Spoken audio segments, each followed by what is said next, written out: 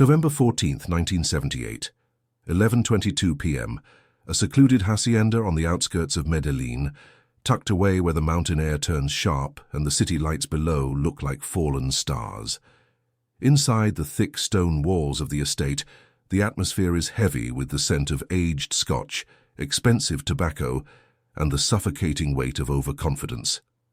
4 men sit around a massive mahogany table, their laughter echoing off the vaulted ceilings. These are the titans of the old guard, the patriarchs of a rising empire, who believe that power is something inherited by birthright and defended by testosterone. They are waiting for a woman they call the widow. To them, she is a business associate who has overstayed her welcome, a temporary fluke of the Miami streets who needs to be reminded of her place. They have the guards, they have the history, and they have the guns. They think they hold every single card in the deck. But then the heavy oak doors creak open, and the laughter doesn't just fade, it vanishes. Silence. Griselda Blanco enters the room alone. She carries no weapon, no guards, and no folders of spreadsheets.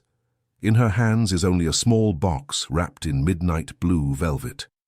As she walks toward the table, the temperature in the room seems to drop 10 degrees, and the men who were just joking about her demise find their throats suddenly dry. This was the night the laughter died, and the era of the godmother truly began. To understand how a single woman could freeze the hearts of Medellin's most dangerous men, you have to understand the world as it existed in the late 1970s. This was the golden dawn of the cocaine trade, a time when the money was flowing so fast it couldn't be counted, only weighed. The Medellin cartel was a rising machine, but it was a machine built on the foundations of a strict, machismo-driven hierarchy. In this world, the rules were as old as the mountains. Men lead and women follow. Women were mothers, sisters, or trophies, but they were never the architects of the trade. Yet thousands of miles away in the neon-soaked streets of Miami, Griselda Blanco had broken every rule in the book. She hadn't just built a distribution network, she had built an untouchable infrastructure from scratch. While the men in Colombia were still arguing over territory, Griselda was revolutionizing the very way the product moved, using ingenuity that the old guard couldn't even fathom. But to men like Don Fabio, the senior patriarch sitting at the head of that table, Griselda's success was an insult. To them, she was a lucky widow who had inherited a seat she didn't deserve. The conflict was as inevitable as the tide. The old guard wanted her roots. They wanted her docks, and they wanted her to disappear. They invited her to the mountain not to negotiate, but to strip her of everything. They expected her to beg for her life. They didn't realize that Griselda Blanco was done asking for a seat at the table. She was there to set the table on fire. Griselda was a woman defined by a paradoxical mix of cold strategy and deep, vibrating paranoia. She didn't just survive the underworld. She anticipated its every betrayal. She knew that in a world ruled by men, a woman's only defense was to be more calculated than her enemies and more ruthless than their wildest nightmares. She desired total autonomy, a sovereign kingdom where no man could tell her when to move or how to breathe. Facing her was Don Fabio, the embodiment of the traditional criminal elite. He was a man who valued face above all else, a leader who believed that his mere presence was enough to command loyalty. He viewed Griselda's independence as a systemic glitch that needed to be corrected. Beside him sat his nephew, a young, ambitious lieutenant who believed he was the smartest person in the room. The nephew was the type of man who played both sides of a coin, a snake who thought he could use the tension between the old guard and the godmother to carve out a peace for himself. He had a secret, a play he thought would end the night in his favor. And then there was the witness, a silent server, a man who moved like a ghost with a tray of drinks, seeing everything and saying nothing. He represents the memory of the underworld, the one who would eventually whisper the story of this night until it became a legend. The air in the hacienda was thick with the arrogance of the men. They viewed the system as their protector. They believed that because they were the suppliers, they held the ultimate leverage. They saw Griselda as a component that could be replaced, not realizing that she had become the engine itself. For Griselda, this wasn't just about the millions of dollars flowing through the Florida ports. It was about the preservation of her very legacy. She knew that if she blinked tonight, she would be dead by morning. In her mind, surrender was a death sentence, and the only way to survive the machine was to become the person who could break the gears. The tension was a living thing, coiling around the room like a serpent. Don Fabio cleared his throat, the sound like gravel grinding together. He didn't offer her a seat. He didn't offer her a drink. He simply looked at the velvet box she had placed on the table and smiled a thin, cruel smile. He began to speak about tradition and the natural order of things. He spoke about how Miami was too big for one woman to handle and how the family needed to take over the distribution to ensure everyone's safety. It was a classic shakedown, wrapped in the language of concern, but there was a variable the old guard hadn't accounted for: the nephew's greed. He had secretly leaked Griselda's arrival time and route to a rival faction, hoping a random hit on the road would solve the problem before she ever reached the hacienda.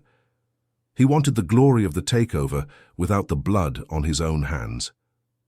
He sat there, checking his gold watch, wondering why the phone hadn't rung yet with the news of her death. He thought he was playing a sophisticated game of chess, moving pieces across a board that Griselda couldn't see. What he didn't know was that Griselda Blanco didn't just play the game, she owned the board. She had spent months quietly buying the phone records of every major player in Medellin. She knew who was calling whom, which mistress was being paid off, and which lieutenants were looking for a new boss. Most importantly, she had already reached out to the very gunmen the nephew had hired. She didn't just double their pay. She gave them a reason to fear her more than they feared the cartel. Griselda reached out and slowly unwrapped the velvet box. The men leaned in, expecting a bribe, perhaps a piece of jewelry or a stack of high-denomination bills.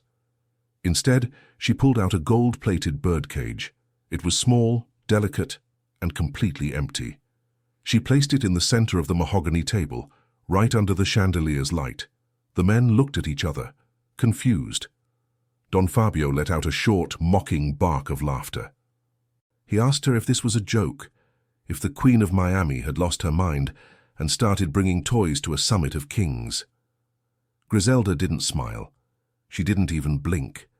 She just stared at the empty cage, her eyes reflecting the gold. The birdcage was more than a gift. It was a psychological anchor. It symbolized the trap they thought they had set for her, but as the minutes ticked by, the metaphor began to shift. It was a silent declaration that while they were looking at her as the prey, she was the one holding the door to their cage. The clock on the wall struck 11:30 p.m.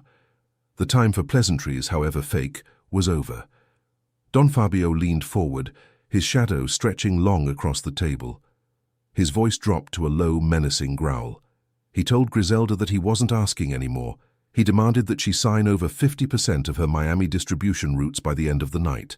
If she didn't, he told her plainly, she would never leave the mountain. It was a direct threat, a final ultimatum backed by the 30 armed guards standing just outside the oak doors. The other men at the table nodded, their faces hard. They felt the surge of power that comes with cornering a rival. They expected a protest, a negotiation, maybe even tears. But Griselda Blanco just sat there, as still as a statue, watching the second hand on her own watch.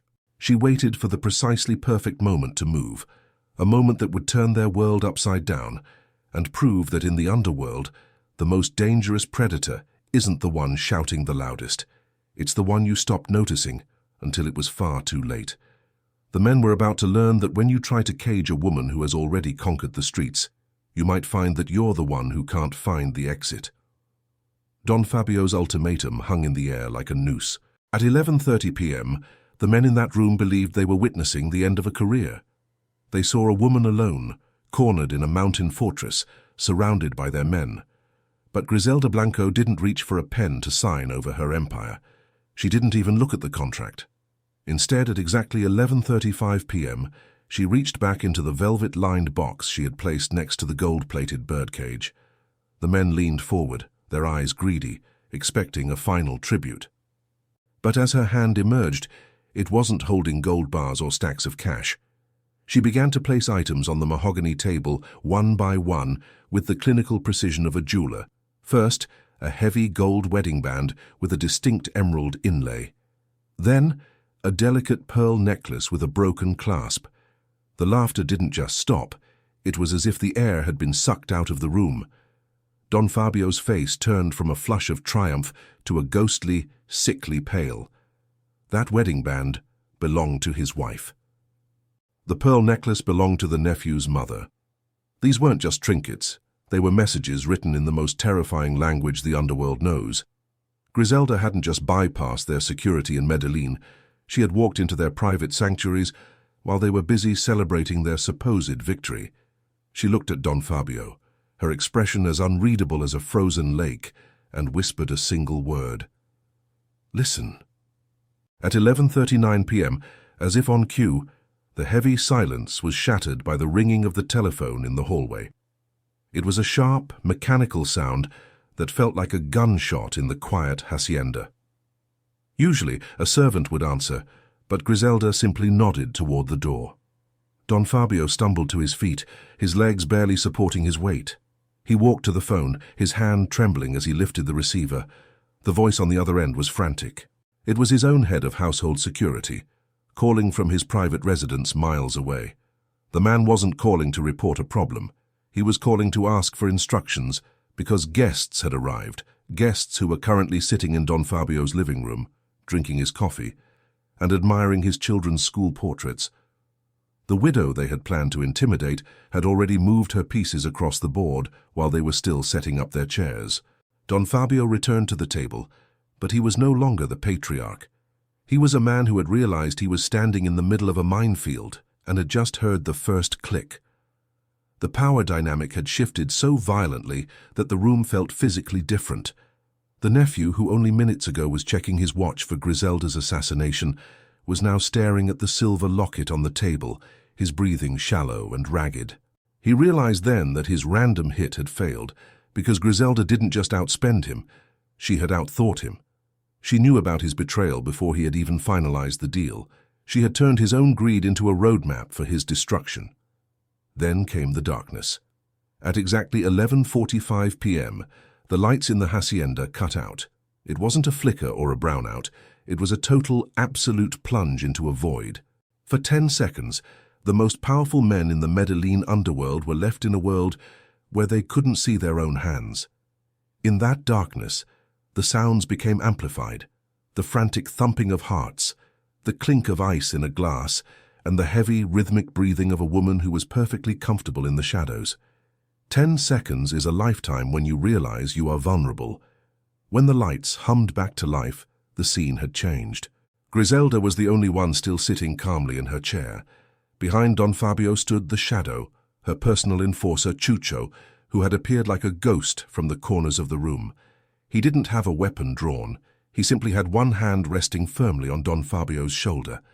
It was a gesture of ownership, not a threat. Griselda stood up slowly. She didn't raise her voice. She didn't need to. She gestured toward the massive oak doors and suggested they take the conversation outside to the courtyard. As the men walked, their footsteps echoing on the cold tile, they expected to see their 30 armed guards ready to defend them. They expected a battle, but as they stepped into the moonlight of the courtyard, they were met with a sight that would haunt the Medellin Old Guard for decades. The entire security detail, men who had been paid by Don Fabio for years, men who were supposed to be the backbone of his power, were standing in a silent semicircle. They weren't pointing their rifles at Griselda. They were standing at attention, eyes forward, as if they were waiting for her command. This was the public tribunal, the moment of absolute humiliation. In the underworld, power is an illusion that only works as long as everyone believes in it. In a single night, Griselda Blanco had shattered that illusion. She hadn't fired a single shot. She hadn't lost a single man. She had simply shown the soldiers that their old masters were obsolete. She had bought their loyalty, not just with money, but with the terrifying realization that she was the only one in the room who truly knew how the world worked. She walked to the center of the courtyard and pointed back toward the mahogany table where the gold-plated bird cage sat. She told them that the door to the cage was open. They were free to leave. They were free to keep their lives and their homes. But the world outside that hacienda, the docks, the routes, the streets of Miami, and the very air of the trade, now belonged to her. The men who had laughed at the start of the night were now forced to do the unthinkable. In front of their own soldiers, in the cold mountain air, they had to thank her. They thanked her for her generosity. They thanked her for the lives of their families. They bowed their heads to the woman they had called a temporary fluke, realizing that they were now living in a world governed by the Madrinha's law. The power shift was absolute, psychological, and permanent. The aftermath was a sequence of falling dominoes. In the next 72 hours, every major shipment leaving the Colombian coast was rerouted through Griselda's personal handlers. There was no protest. There were no taxes paid to the old guard. Within 6 months, the men who sat at that table had either quietly retired to their estates or become mid-level subordinates in an empire they once thought they controlled. The meeting of the birdcage became a whispered legend, a cautionary tale for any man who thought that a woman's silence was a sign of weakness. Medellin learned a new rule that night. Arrogance is the most expensive luxury in the world, and Griselda Blanco was the one who collected the debt. She had transformed from a business associate into a nightmare, a figure that would haunt the Colombian underworld until her final days. She didn't just break the glass ceiling of the cartel, she used the shards to build a throne. This wasn't just a story of a drug trade. It was a story of a woman who understood that in a world designed to destroy her, the only logical response was to become the most dangerous thing in the room. She proved that the most effective cage isn't made of iron bars, but of information, fear, and the cold realization that you are being watched by someone you never bothered to see. In this world, you don't get what you deserve. You get what you are strong enough to take and smart enough to keep. Griselda Blanco took everything, and for a long, bloody era she kept it all. The night at the hacienda was the moment the godmother was born, not in a burst of gunfire, but in the terrifying clarity of a silent room and an empty gold cage. Looking back at the history of that night, we are forced to ask a difficult question. Was Griselda's ruthlessness a choice of pure, unadulterated evil, or was it the only logical response to a world that would have destroyed her simply for being a woman? In a system built on machismo and tradition, could she have survived any other way? Some see her as a monster, while others see her as a master strategist who played a rigged game and won. Regardless of the moral lens, one thing is certain. She redefined power in a way that Medellin would never forget. If you found this deep dive into the strategy and psychological warfare of the underworld gripping, make sure to like this video and subscribe to the channel. We explore the stories of those who dare to challenge the systems of their time, for better or worse. Now, I want to hear from you in the comments. In Griselda's position, facing a room full of men who wanted you dead, would you have used the same cold tactics? Or is there another way to survive the machine? Tell us what you think, and if you're ready for more stories of power and betrayal, there's another one waiting for you right here on the channel. Thank you for watching.